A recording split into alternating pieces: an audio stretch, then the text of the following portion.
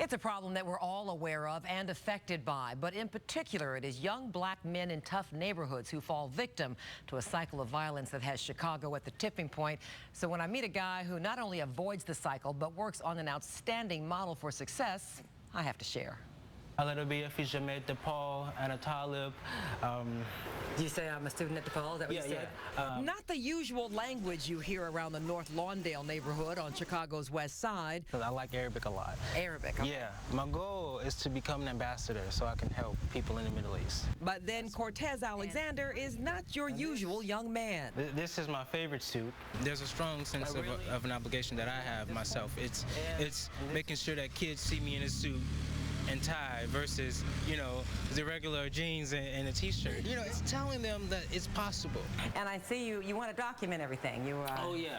On this day, Cortez is packing to head back to school. His junior year with DePaul University will be spent on the other side of the world. I'm going to study Arabic in Turkey. Cortez is exceptional because he beat the odds. Nothing was given to Cortez on a silver platter. In fact, Cortez faced long odds from the very beginning.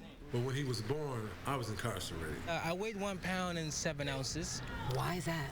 Well, primarily because my parents, they had drug abuse problems. But when I came home, he still was suffering from the horrors of addiction. I had to live with my grandmother because she took custody of me when I was younger. But his grandmother pushed the youngster to excel in school. They took advantage of help from groups like Dreams for Kids and World Chicago. Both his parents turned their lives around, and Cortez has a real family to share his dreams. If I have a bad day, it's me feeling sad or I won't do some work, and my family was just like, Cortez, what's going on?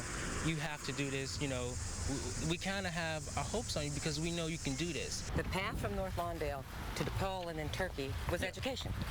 Oh yeah, education. It's the main thing. It's the one thing that I'm passionate about.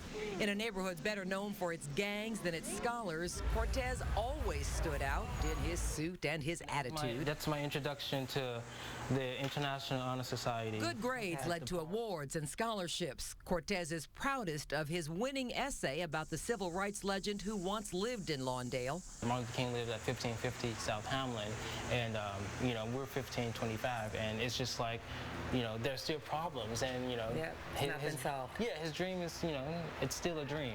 For Cortez, the dream is a diplomatic career overseas, then to bring his success back home and work to improve things here and be a role model.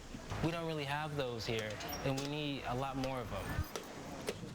Cortez has been in Turkey for a month. He tells me by email he is still astonished that he's there. It's a long way from North Lawndale, and the locals are astonished by him. They're very welcoming, though, curious about the African-American experience. He says, Jeff, that he's frequently invited to tea by total strangers while he's just out shopping in the market. They just want to hear about his life. Extraordinary guy, and you met him 3 years ago, huh? He wrote to me when he was graduating from high school to ask me to speak at his high school graduation. It was such a fabulous letter. Yeah. That just like everybody else, I'm on his team now, so it's nice to see how well he's doing, and we'll be following his success. Good stuff. All right, Robin, thanks.